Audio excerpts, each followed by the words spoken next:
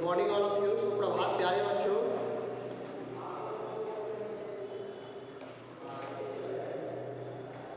सबसे पहले तो सारे बच्चे एक एक करके अपना अपना अटेंडेंस बना लीजिए और इंग्लिश की बुक निकालिए, पेज नंबर 77। इंग्लिश के बुक में पेज नंबर 77 और अपने पास एक पेंसिल भी रखिएगा, ठीक है, बुक को भरने वगैरह के लिए या कुछ मिलान वगैरह करने के लिए। तो आइए पेज नंबर 77 से देखा जाए सबसे लास्ट वाला point, communication kit. Listen to a dialogue carefully then match the columns. Dialogue को ध्यान से सुनिए और उसके बाद कॉलम को मैच कीजिए। John is not doing his homework.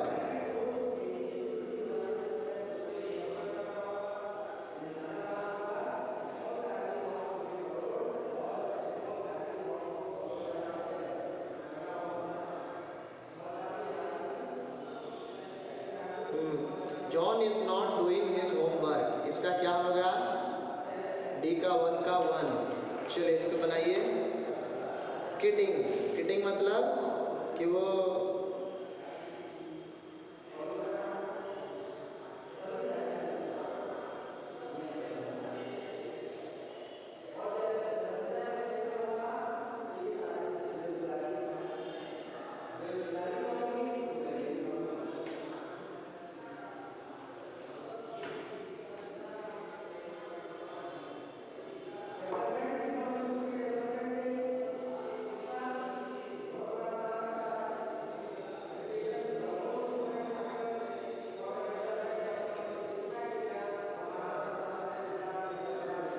चलिए डी का 1।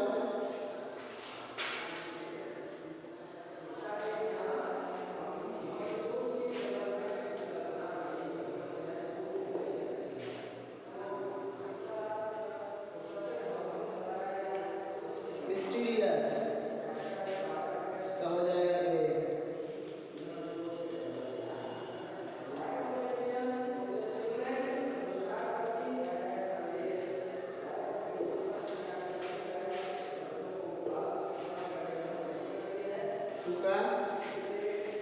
There is a huge possibility that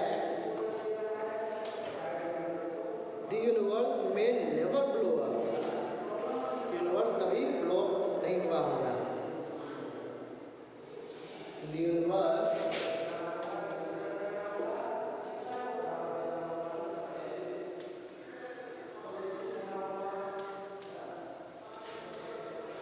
universe may never blow up.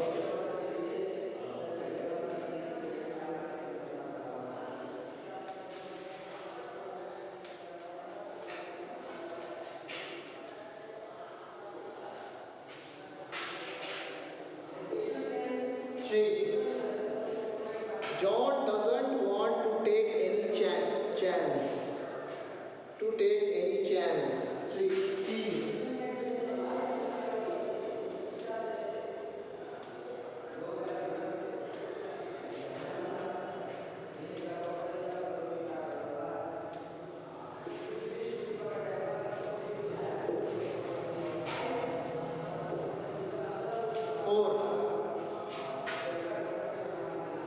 The universe is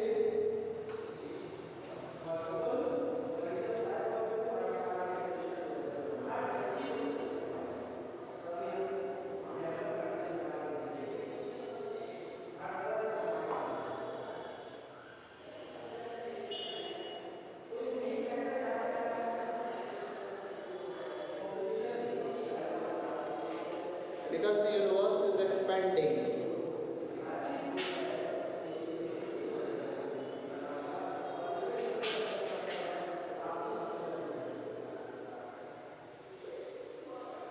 इसमें थोड़ा सा इसको रिप्लेस करना पड़ेगा इस आंसर को।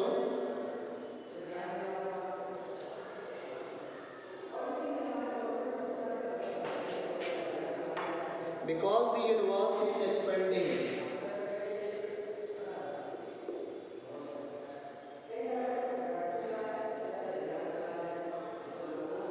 Because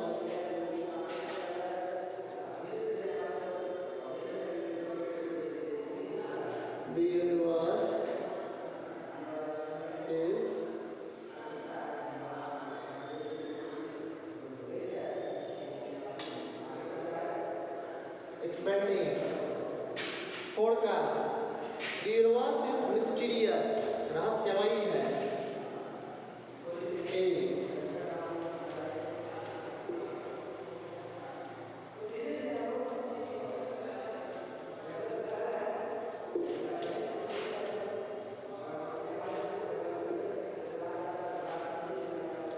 John was only kidding.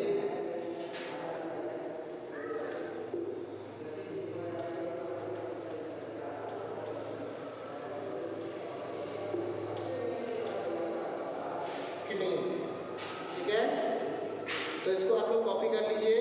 उसके बाद है listen to the dialogue once again, write it down as you listen, then walk in pairs and read the dialogue aloud with proper expressions. Unfortunately, these are not available with us, so we'll move ahead. Right ahead, read this short interview. यहाँ एक छोटा सा interview दिया गया है, उसको ध्यान से सुनिए। इंटरव्यूअर पूछता है, how did you discover gravity? आपने गुरुत्वाकर्षण की खोज कैसे की? Newton, I was sitting under an apple tree. मैं सेब के पेड़ के नीचे बैठा था।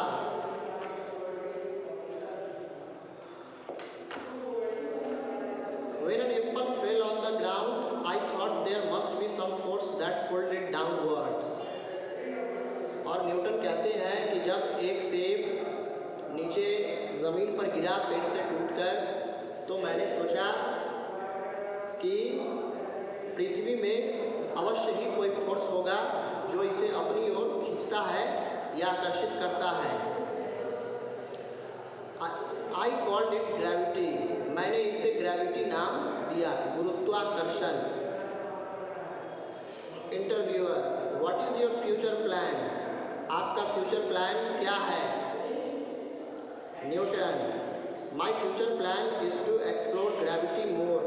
न्यूटन कहते हैं कि मेरा फ्यूचर प्लान जो है ग्रेविटी के बारे में और भी ज़्यादा खोज करना है। ठीक है, तो चलिए अब आइए देखते हैं इंटरव्यू क्या होता है। An interview comprises of questions and answers, यानी कि इंटरव्यू पूरी तरह से क्वेश्चन और आंसर्स पर आधारित होता है। While writing questions for an interview, you have to keep these points in mind. जब कभी भी आप इंटरव्यू के लिए अगर कोई भी क्वेश्चन लिखते हैं, तो आपको कुछ बातें माइंड में रखनी होगी। जैसे कि सबसे पहला, ध्यान से सुनेंगे क्योंकि आपको ये सारा चीज़ पढ़ना है आगे के क्लासेस में भी। Do a thorough research about the work and life of the person to be interviewed. सबसे पहले जिस व्यक्ति का इंटरव्यू लेना है उसके बारे में पूरा पता लगा लीजिए। सारी बातें उनके बारे में, उसके लाइफ के बारे में, उन्होंने क्या काम किया उसके बारे में पूरी जानकारी पता कीजिए। Next, ask easier questions during the initial stage. जब शुरुआती स्टेज हो तो एकदम सिंपल सा जो साधारण क्वेश्चंस होते हैं वो पूछिए। Ask the interviewee about his or her future plans. उनके फ्यूचर प्लान्स के बारे में भी पूछिए। नेक्स्ट, अवॉइड आस्किंग कंट्रोवर्शियल और personal questions.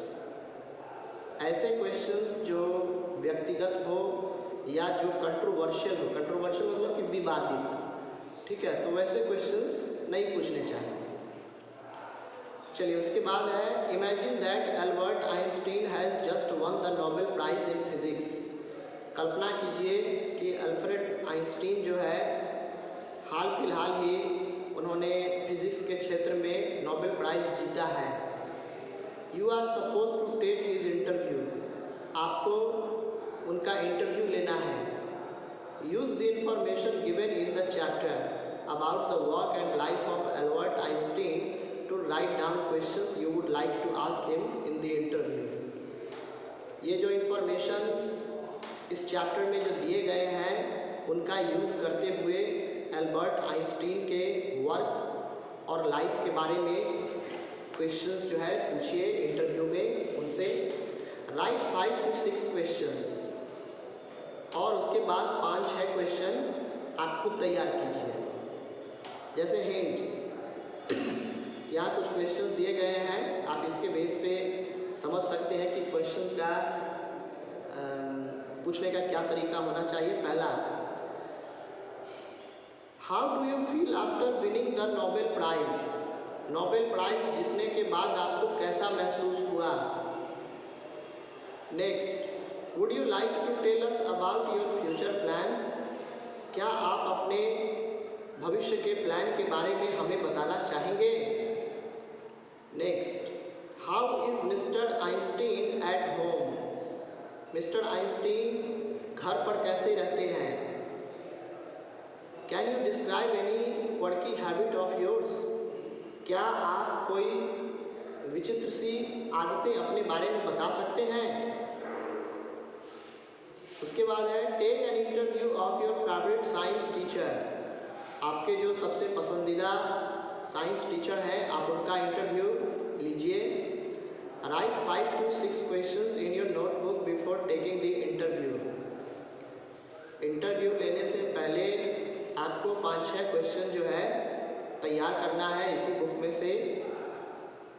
You may ask questions like, आप इस तरह के क्वेश्चंस पूछ सकते हैं जैसे, why did you decide to teach science? आपने साइंस को पढ़ाने का फैसला क्यों किया?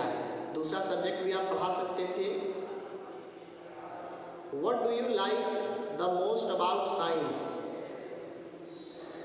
विज्ञान के बारे में आपको सबसे अच्छी बातें क्या लगी? And next, what is your goal when you are teaching a lesson? जब आप एक लेसन पढ़ाते हैं तो उस समय आपका गोल क्या होता है? चलिए अब ध्यान देंगे। I can write relevant questions. सबसे पहले तो अगर किसी भी चीज़ के बारे में लिखने के लिए कहा जाए या क्वेश्चंस फॉर्म करने के लिए, तो अच्छे तरीके से पहले तो उस टॉपिक के बारे में पूरी जानकारी प्राप्त करना चाहिए, उसके बाद ये क्वेश्चन फॉर्म करना चाहिए। तो सबसे पहला है राइट रेलेवेंट क्वेश्चंस। ये सारे चैप्टर पढ़ने के बाद आप उपयुक्त क्वेश्चंस वगैरह लिख सकते हैं। कंडक्ट अ शॉर्ट इंटरव्यू, आप किसी से एक छोटा इंटरव्यू भी आप कंडक्ट कर सकते हैं। And next, gather the required information through an interview. Interview के द्वारा आप ज़रूरी जो इंफॉर्मेशन है वो भी आप प्राप्त कर सकते हैं। ठीक है, तो ये इस तरह से आपका चैप्टर 8 खत्म हुआ। चलिए अब चैप्टर 9 का जो ग्रामर सेक्शन है इसको पढ़ा जाए। ध्यान देंगे सारे बच्चे।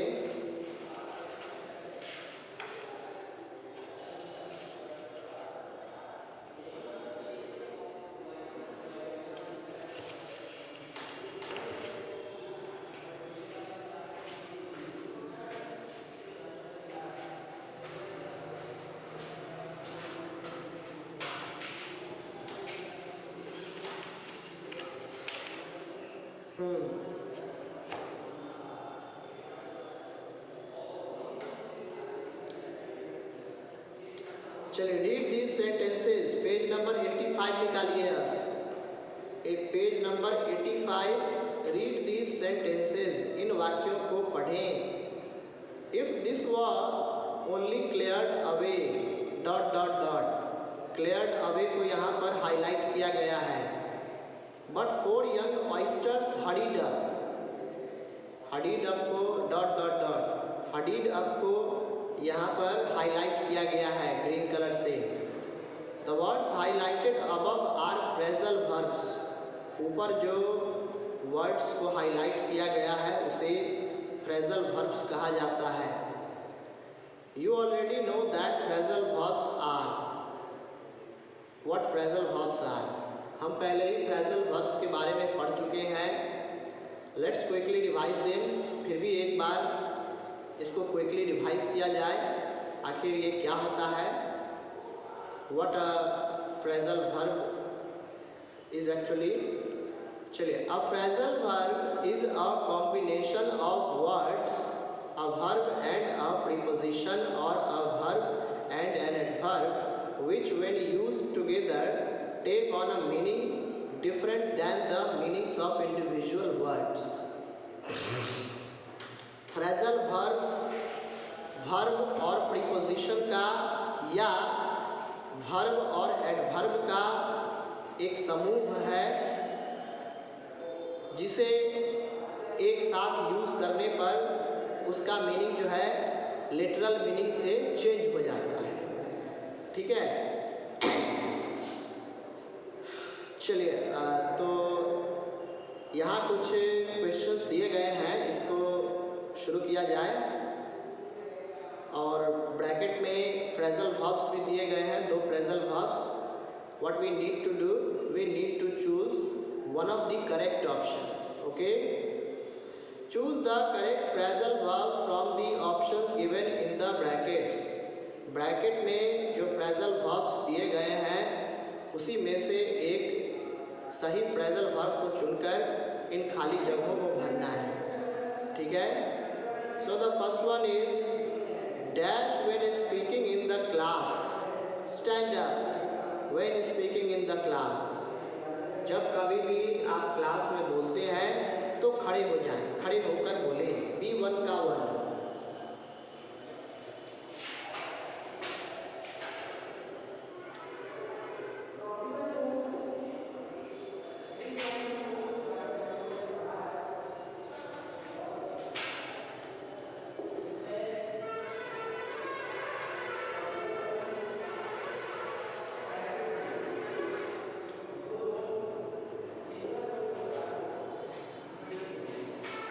उसके बाद stop creeping and dash your job and get on with your job.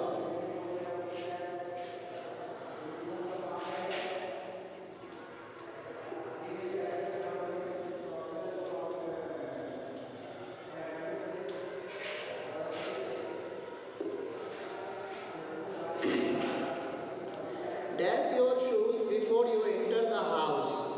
Take off. Take off मतलब उतारना। Take off your shoes before you enter the house. घर में घुसने से पहले अपने जूते उतार लें।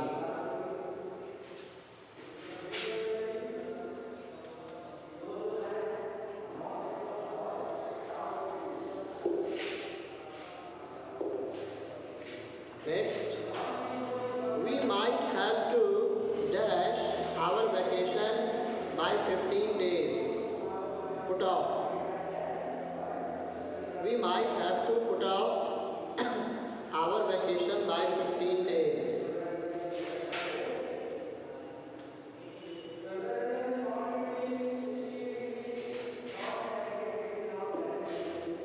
Next, his father taught him not to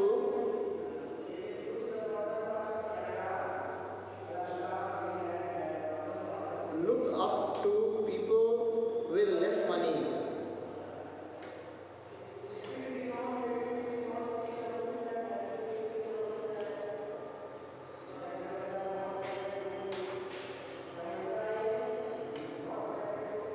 Look down upon. यहाँ look down upon है।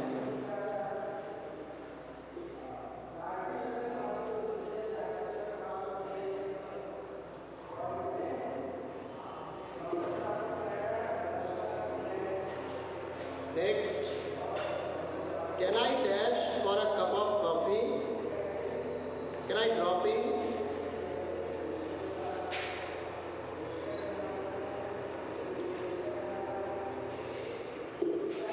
क्या मैं एक कप कॉफी पीने घर आ सकता हूँ? आ सकता हूँ। It is important to show off on time. Show off.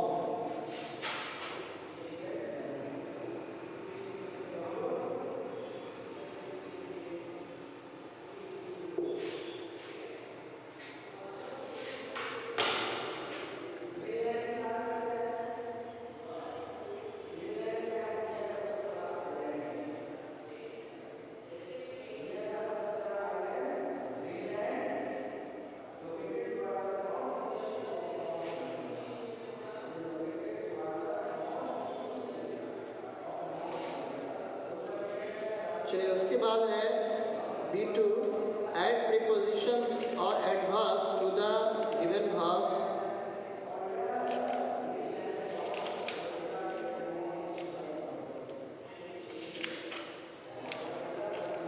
हाँ, ध्यान देंगे। Question number B2, add prepositions or adverbs to the given verbs to make two phrasal verbs from each verb। हमें क्या करना है, दो प्रीपोजिशंस और जो एडवर्ब्स है उसको जोड़ना है ये जो वर्ब्स दिए गए हैं बॉक्सेस में उनके साथ, और उसके बाद दो फ्रेजल वर्ब बनाना है फ्रॉम ईच वर्ब। हर एक वर्ब से दो फ्रेजल वर्ब बनाना है। Then use the phrasal verbs in sentences of your own, और फिर उन फ्रेजल वर्ब्स का यूज जो है अपने सेंटेंसेस में करेंगे। You may choose any 7 verbs, one has been done for you। आप इनमें से कोई भी 7 वर्ब जो है चुन सकते हैं और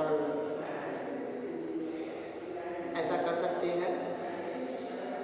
ठीक है, ये आप लोगों के लिए होमवर्क रहा, आप इसको पूरा करके आएंगे।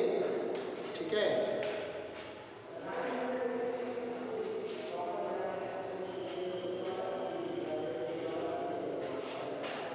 पहला है गिव ओवर। गिव से बन गया give over, means give over complaining all the time. Give over का मतलब कि हर समय कंप्लेन करना बंद करो। गिव अवे मतलब कोई चीज़ दे देना। Atif gave away most of his prize money to the poor.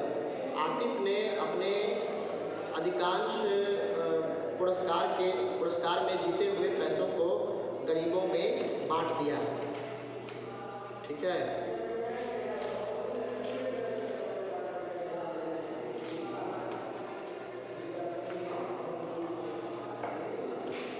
तो बच्चों इसको जल्दी से कॉपी कर लेंगे आप लोग।